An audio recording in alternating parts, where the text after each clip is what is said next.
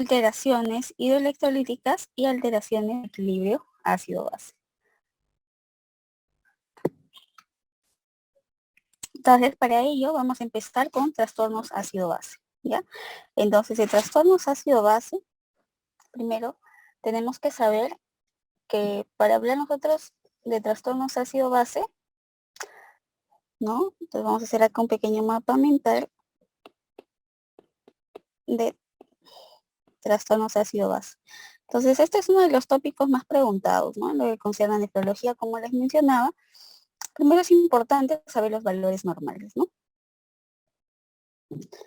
Entonces, de aquí los trastornos de los valores normales, empezaremos con el valor del pH.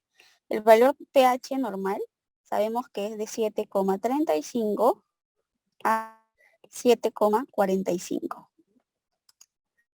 Luego, el valor normal de PCO2 será de 40 más menos 4, es decir, que puede ir desde 36 hasta 44.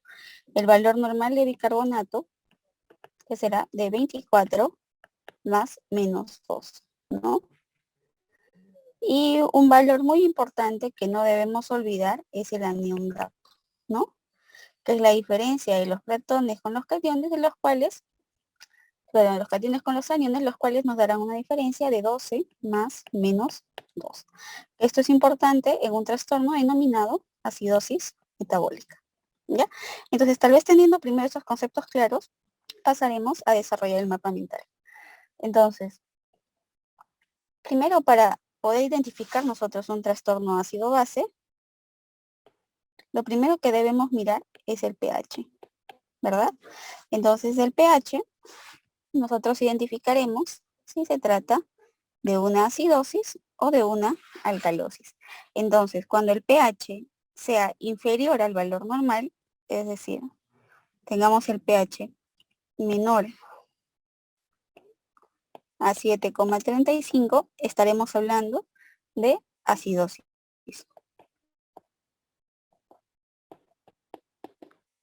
Cuando el pH sea mayor a 7,45, estaremos hablando de alcalosis.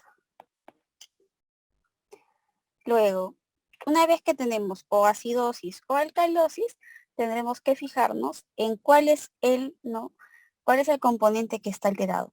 ¿Está alterado el PCO2 o está alterado el bicarbonato? Entonces, si estamos en una acidosis y tenemos que quien está disminuido es bicarbonato, estaremos hablando de una acidosis. ¿De qué tipo? Metabólica, ¿verdad? Perfecto. Entonces estamos hablando de una acidosis metabólica. Entonces, uy, no tengo nada pues. Entonces estaríamos hablando de una acidosis metabólica cuando tengo a bicarbonato disminuido. Luego de que he identificado que mi alteración ya es una acidosis metabólica, ¿cuál es el siguiente paso? Ver mi anión gap. ¿Cómo está mi anión gap? Entonces, ¿qué les decía? Que el anión gap, diferencia de algunos electrolitos, ¿no? En este caso, la diferencia de sodio más potasio menos cloro más bicarbonato. La diferencia debería ser igual a 12 más menos 2, ¿ya? Entonces, cuando este anión gap, ¿no? En el ejercicio, por ejemplo, que yo tenga en el caso clínico, me salga mayor a 14, que sería, ¿no?, el valor máximo. Entonces, si tengo un anión gap elevado, estaría hablando de acidosis metabólica anión gap elevada. Este es un tipo de acidosis metabólica. ¿Y cuáles son las causas frecuentes que ustedes no deben olvidar? Acidosis metabólica anión gap elevado. 1. Cetoacidosis diabética. 2. Intoxicación por salicilatos, por ejemplo. 3. Intoxicación por alcohol, ¿no? Alcohol, sea etanol o metanol. 1, 2, 3, 4. Insuficiencia renal.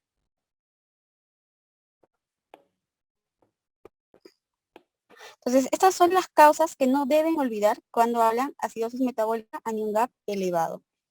Lo otro, tenemos una segunda parte que podría ser un anion gap que no está elevado, es decir, que está normal, o finalmente que está disminuido. Pero si tenemos un anion gap normal o no elevado, básicamente vamos a pensar en algunas cosas, ¿no? La causa más frecuente, diarreas. Caso clínico, niño de 7 años que viene por diarreas abundantes, ¿no? ¿Qué tipo de acidosis metabólica esperarían encontrar? ¿No? Una acidosis metabólica anion gap normal. Entonces, para que se acuerden, anion gap elevado se da porque aquí va a haber incremento, ¿no? Va a haber un incremento de ácidos. Entonces, aquí el incremento de ácidos está, ¿no? Cetoacidosis diabética, intoxicación por salicilatos, etanol, metanol, insuficiencia renal. En cambio, anion gap normal es por pérdida de bicarbonato. En unas diarreas profusas, lo que se pierde es bicarbonato, entonces es una causa frecuente de acidosis metabólica anion gap normal. Otra causa que, bueno, no es muy común, pero podrían preguntarles, son las tubulopatías. Entonces, si le dicen, las tubulopatías, no, tal vez yo creo que un examen de residencia sería una pregunta digna, ¿no? ¿En qué tipo de acidosis metabólica se encuentra? En anion gap normal, ¿ya? Entonces, ¿a qué nos referimos cuando hablamos de tubulopatías? Acidosis tubulares renales, ¿no? Esas raras, 1, 2, 4, etcétera, están dentro de la acidosis metabólica anion gap normal, ¿ya? Entonces, eso es lo importante. Ahora, compensación. Podría venir esa pregunta. ¿Cómo se compensa una acidosis metabólica? La fórmula de compensación.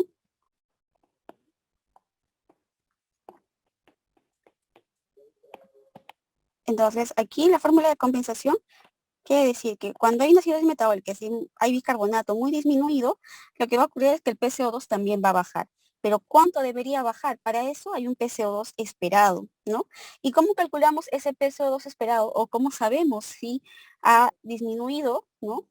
Lo necesario para compensar mi acidosis metabólica con una forma denominada la fórmula de Winters, ¿no? Entonces esta es 1,5 por bicarbonato más 8 y toda esta ecuación más menos 2, ¿no? Perdón, toda esta operación más menos 2, ¿no? Entonces, si el PCO2 está dentro de estos valores, pues diremos que nuestra acidosis metabólica está compensada. Ahora, algo más que podrían preguntarles, corrección. ¿Cuándo corrijo una acidosis metabólica? Bueno, en verdad esto sí no creo que les vayan a preguntar, porque como les mencionaba en la anterior clase, en la fase 3, este es un tema aún controversial, ¿no? Entonces, en sí, corrección para acidosis metabólica, no hay un punto de corte. Se dice que debe corregirse cuando hay una acidosis metabólica severa. ¿Cuánto denominamos severa? Generalmente en la práctica clínica lo denominamos cuando tenemos bicarbonato de menos de 10, un pH menos de 7,1, ¿no? ¿Y cómo se corrige? Bueno, para eso también hay una fórmula. Se las voy a dejar. No sería tal vez muy rentable que en esos momentos de preparación ya la aprendan. Sin embargo, solamente para que la tengan por ahí, que alguna vez la vieron. Sí, por ahí viene, pero yo no creo que venga, ¿ya?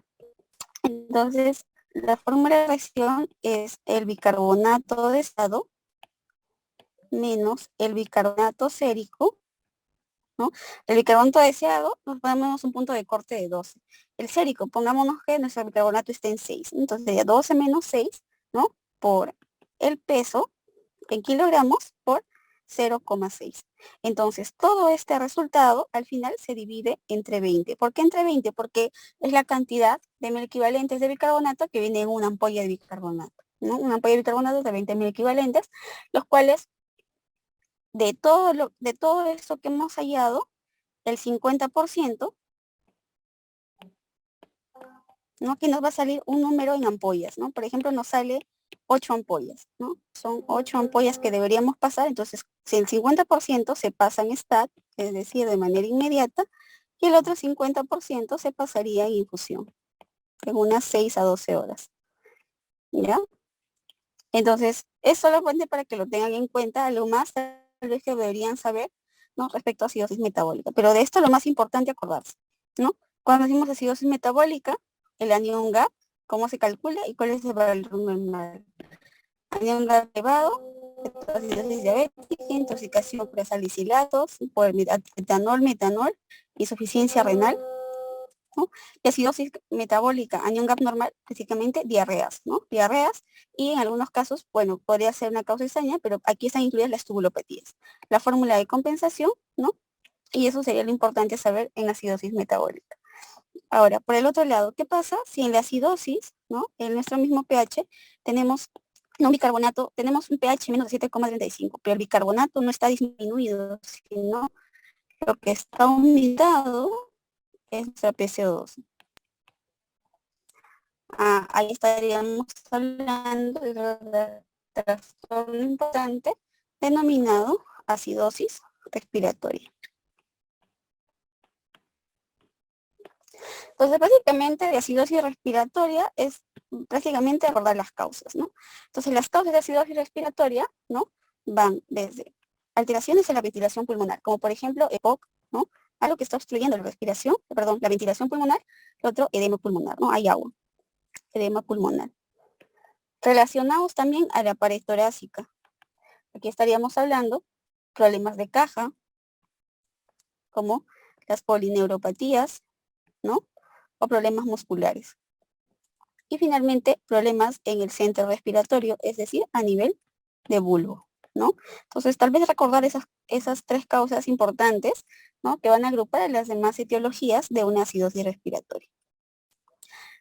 Pasamos al otro rubro de las alcalosis. Entonces, en alcalosis tendremos dos cosas, ¿no? Igual, tendremos un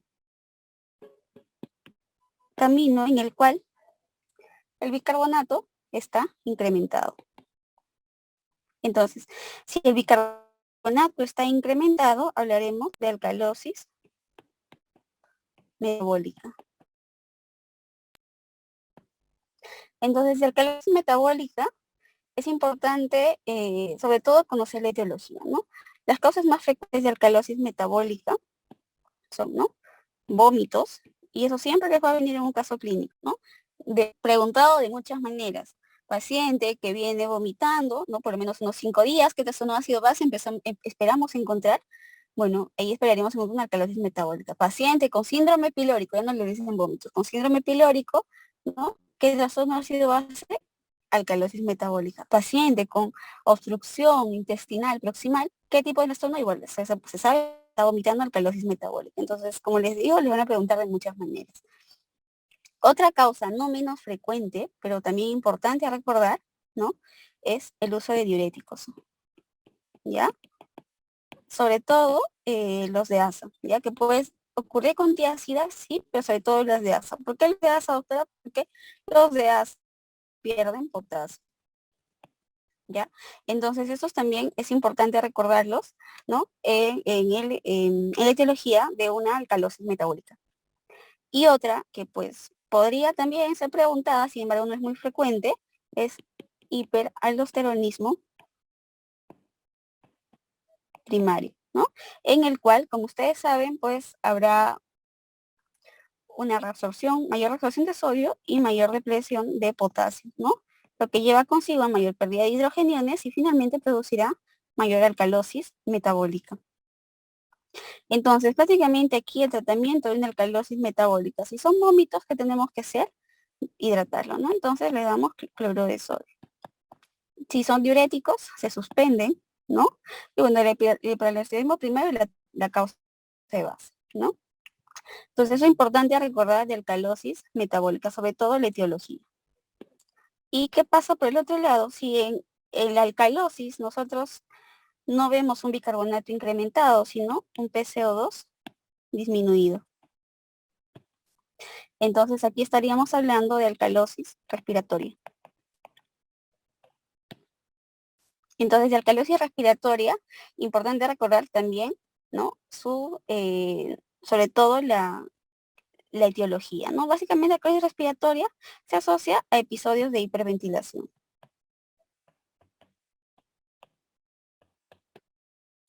Ya sea, por ejemplo, en pacientes con ansiedad, ¿no? Trastornos de ansiedad, embarazo, incluso fiebre, ¿no? No necesariamente patologías muy importantes o patologías muy complejas, ¿no? El tratamiento prácticamente aquí es la respiración en un sistema cerrado, ¿no? Lo que habitualmente dicen, ¿no? Es, bueno, respira, ¿no? Varias veces con una bolsa de papel. Los pacientes, por ejemplo, las personas que viajan a altura y hacen una hiperventilación para que podamos retener mayor CO2. Pues básicamente de ozono ácido base, pues se resume en esta tabla y bueno, son las cosas más importantes que nosotros tenemos que recordar para poder responder algunas preguntas. Entonces, eso respecto a trastorno ácido base. Luego pasamos a trastornos hidroelectrolíticos. En cuanto a trastornos hidroelectrolíticos, aquí es importante, bueno, hablar de, en sí hablamos de los electrolitos, ¿no?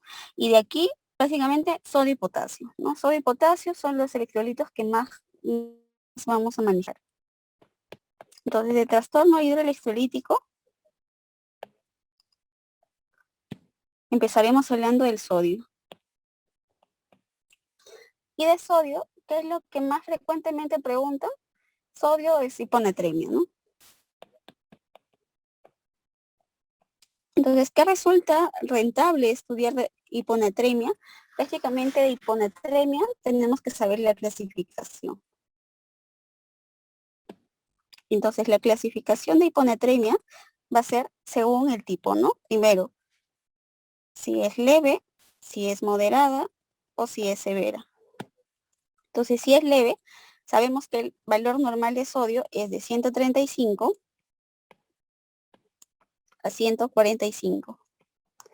Entonces, hiponatremia leve será de 135 a 130. Moderada será de 130 a 120 y severa, que será menor a 120. A lo que también preguntan mucho es, ¿no? Si es aguda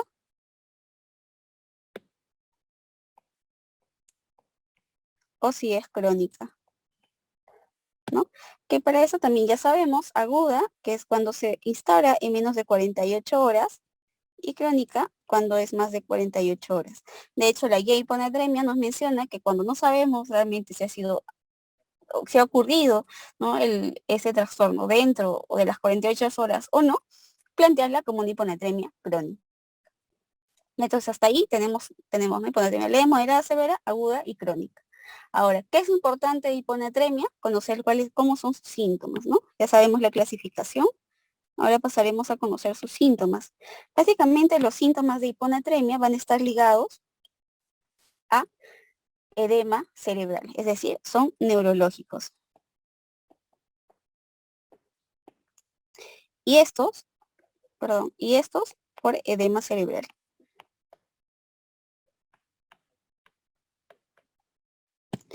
Entonces, ¿cuáles son los síntomas y los signos? Bueno, los pacientes vienen con somnolencia, ¿no? Somnolentos, con cefalea, vómitos, algunos pueden llegar a convulsionar y otros, pues, finalmente hacer un distrés cardiorrespiratorio, ¿no? Entonces, de todos estos síntomas, ¿cuáles son los que me van a preocupar? Estos, ¿no? Convulsión, distrés cardiorrespiratorio, o finalmente que el paciente venga soporoso, ¿no? Inconsciente, ¿no? Con trastorno del sensorio. Entonces, cuando venga así el paciente, pues diré que es una hiponatremia con síntomas de severidad. ¿Es importante conocer estos síntomas? Sí, porque de eso va a depender mi manejo, ¿no? Entonces, prácticamente para el diagnóstico y manejo de una hiponatremia, tenemos que saber lo siguiente. Acabamos con el diagnóstico.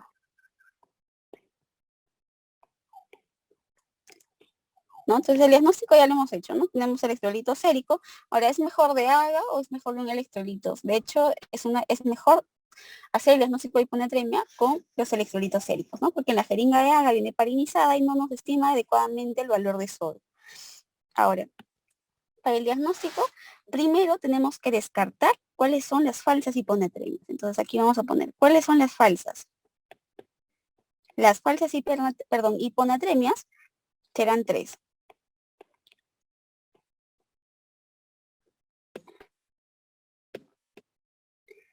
las que hacen hipertrigliceridemia. Si un paciente viene con hiponatremia, pero sabemos que también tiene hipertrigliceridemia, entonces no es una verdadera hiponatremia, ¿no? Otra, si el paciente tiene hiperproteinemia, también diremos que es una falsa hiponatremia. Y la otra es más conocida en periodos de hiperglicemia. Si el paciente está con glucosas de 100, es decir, 200, 300, 400, etcétera, diremos que tendríamos que corregir primero la cantidad de sodio. Y una pregunta importante, ¿cuántos miliequivalentes de sodio disminuyen, ¿no? por cada, por cada aumento de glucosa? Se dice que por cada 100 que ha aumentado la glucosa, el sodio puede disminuir hasta en 2.4 mil equivalentes, ¿no? Entonces son 2.4 lo que tendría mil equivalentes por cada 100 de sodio, por cada 100, ¿no? 100 miligramos por decilitro de glucosa incrementada. Entonces es importante conocer esa proporción. Entonces ya, una vez que hemos descrito cuáles son estas falsas hiponatremias, perdón, pasaremos a la verdadera hiponatremia. Entonces, cuando decimos que es una verdadera hiponatremia, para esto nosotros tenemos que saber la osmolaridad. Se dice que una hiponatremia es verdadera cuando la osmolaridad es menor a 275, ¿no? miliosmoles. ¿Cuánto es la osmolaridad normal? No, 275 menos 95. ¿Y cómo la calculamos? 2 sodio más glucosa sobre 18, ¿no? Pueden tener con esto osmolaridad efectiva, o ya si tuvieran el dato de la urea, más urea sobre 2,8.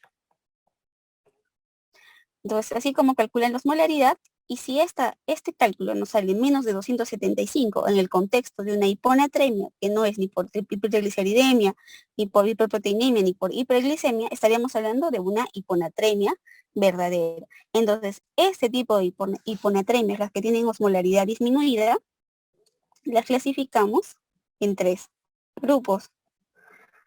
Unas que tendrán el volumen extracelular incrementado, otras que tendrán el volumen extracelular normal y otras que tendrán el volumen extracelular disminuido. Entonces, aquellas que tengan el volumen extracelular incrementado, ¿de quiénes hablamos? Por ejemplo, insuficiencia cardíaca, cirrosis hepática y, por ejemplo, síndrome nefrótico. Es decir, todas aquellas que me van a producir incremento del volumen extracelular o prácticamente edemas, ¿no? Entonces, básicamente aquí, ¿cuál sería el tratamiento? Restricción hídrica.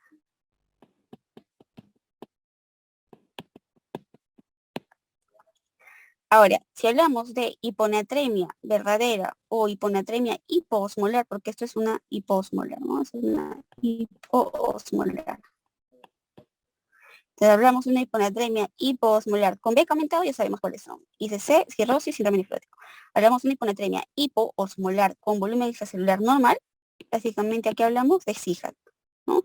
Ojo que SIHAT es un diagnóstico de exclusión. Pero por términos de examen, la causa más frecuente, volumen extracelular normal. Ahora, hiponatremia hipoosmolar, ¿no? Que es menos de 275. Con volumen extracelular disminuido, bueno, aquí vamos a diferenciarlo en dos según el sodio en orina.